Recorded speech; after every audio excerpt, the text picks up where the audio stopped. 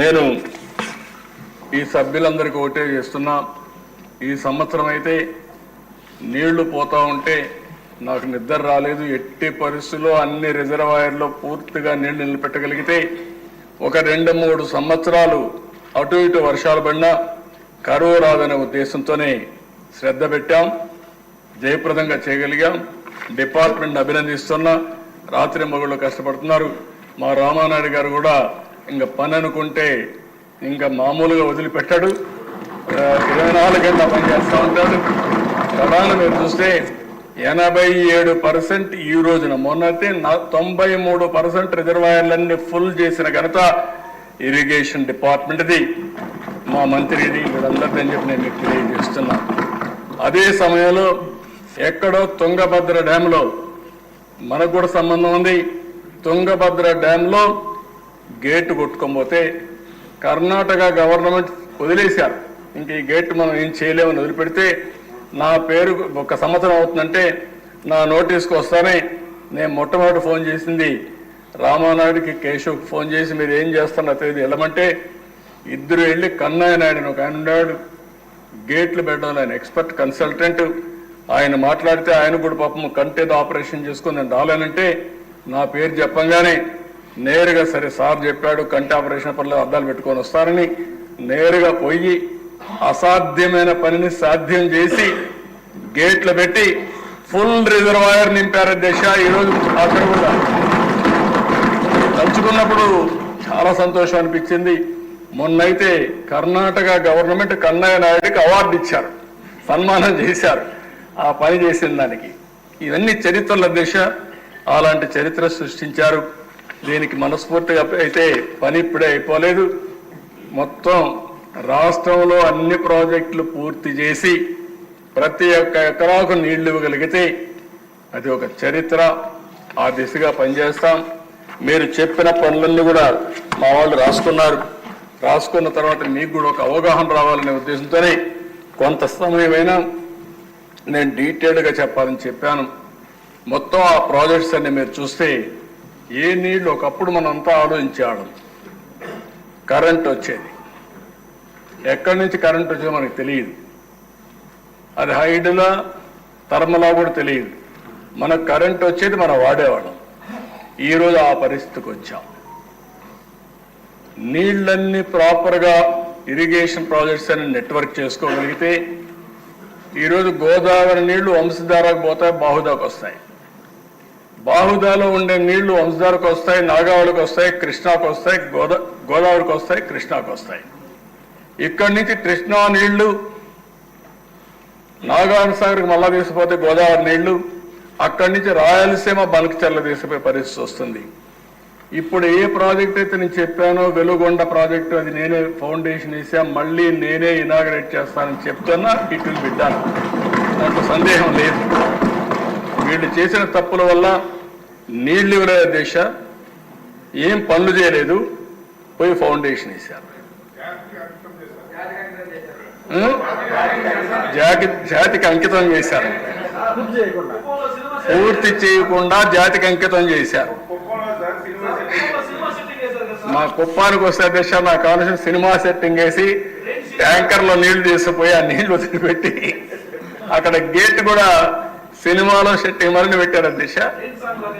అక్కడి నుంచి వీళ్ళు వెళ్ళారు, నీళ్లు ఇంకిపోయినాయి, ఆ నీళ్లే లేవు.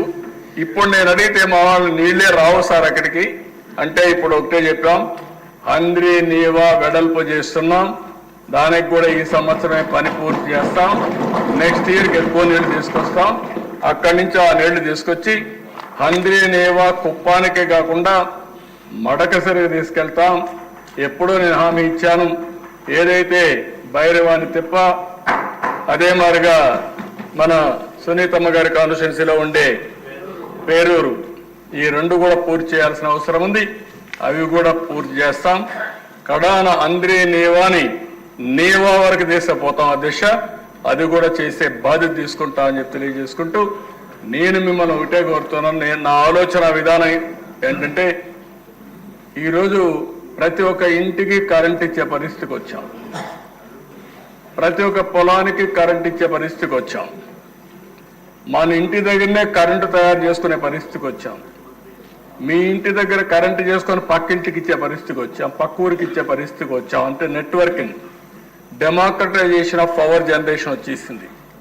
మన పంప్ సెట్లో మనం కరెంట్ ఉత్పత్తి చేసుకోవచ్చు, నీకు అవసరమైతే వాడుకోవచ్చు, మీ ఇంటికి కూడా వాడుకోవచ్చు. అలాంటి పరిస్థితికి వచ్చా. లేకపోతే మిగిలితే నువ్వు అమ్మచ్చు. ఆ పరిస్థితి అక్కడ తీసుకొచ్చాం. రెండోది వాటర్ నెట్వర్క్ ద్వారా ప్రతి ఒక్క ఎకరాకు నీళ్లు ఇవ్వగలిగితే, నీళ్లను పొదుపు చేసుకోగలిగితే, నదుల అనుసంధానం చేయగలిగితే, మారుమూల ప్రాంతాలకు కూడా నీళ్లు తీసుకుపోగలిగితే ఇంకా దిశ ఇండస్ట్రీ కానీ లేకపోతే డ్రింకింగ్ వాటర్ కానీ వ్యవసాయానికి ఏమాత్రం కొరత ఉండదు. మూడోది అదే సందర్భంలో రోడ్ల అనుసంధానం. ఈరోజు రోడ్లు ఉన్నాయి దిశ, నాకైతే అర్థం కావడం లేదు. ఇంకా పార్ట్ హోల్స్ అని పూర్తి చేసే పనిలో ఉన్నాం. 1-2 అయితే పర్లాగానే కొన్ని లక్షల గుంతలు పట్టినాయి అధ్యక్ష. 5 ఏళ్ళు గుంతలు తవ్వడం తప్ప, గుంతలు పెట్టడం తప్ప ఎక్కడా పని కాలేదు. 850 కోట్లు శాంక్షన్ చేశాం, ఇప్పుడిప్పుడే పనులు అవుతున్నాయి. జనవరి మళ్ళీ ఎవరైనా కానీ మన రాష్ట్రానికి ఫెస్టివల్స్కి వస్తే మెరుగైన రోడ్డు వ్యవస్థ కనపడాలనే ఉద్దేశంతో ఒక దృఢ సంకల్పంతో ముందుకు పోతున్నాం.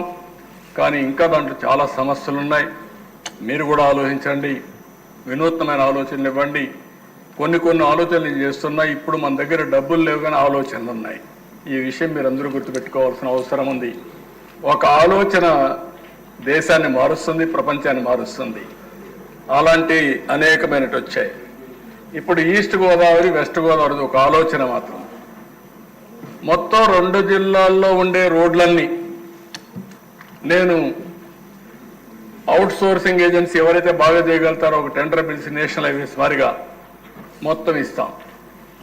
విలేజ్ నుంచి మండలానికి ఎక్కడ కూడా టోల్ ఇవ్వం, మిగిలిన టోల్ ఇస్తాం. అది కూడా కార్లు, లారీలు, బస్సులు వాళ్ళే ఇస్తారు.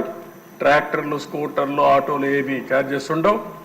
దీనివల్ల కొంత డబ్బులు పే చేయాల్సి వస్తుంది.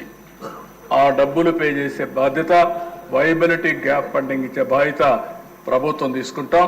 ఇది బాగుందంటే మీరు ప్రజలందరినీ కన్విన్స్ చేయగలిగితే నేను ఇమ్మీడియట్గా పని ప్రారంభిస్తా. బాగలేదు అనుకుంటే మన గుంతల రోడ్లనే తిరుగుదామంటే నాకేం అబ్జెక్షన్ లేదు. దీనికి కూడా అపోజిషన్ చేసే వాళ్ళు ఉంటారు కానీ సమస్య పరిష్కారం చేయరు, గోతులు పెడతారు. గోతులు పూడుస్తామంటే మాత్రం అన్ని నువ్వే చేయాలా, డబ్బులు లేకపోయినా నువ్వేం చేస్తే లేదు. ఇంకా మంత్రదండం ఒకటి తీసుకోవాల్సి, మంత్రదండాలు ఉండవు, తెలివితేటలు తప్ప ఇంకొకటి ఉండదు. ఇది కానీ బాగుందనుకుంటే పైలట్గా 2 జిల్లాలు చేసి, ఎందుకంటే మంచి ఐడియా, స్పాంటేనియస్ ఎంతమంది చేతులు పైకి తెరతండి.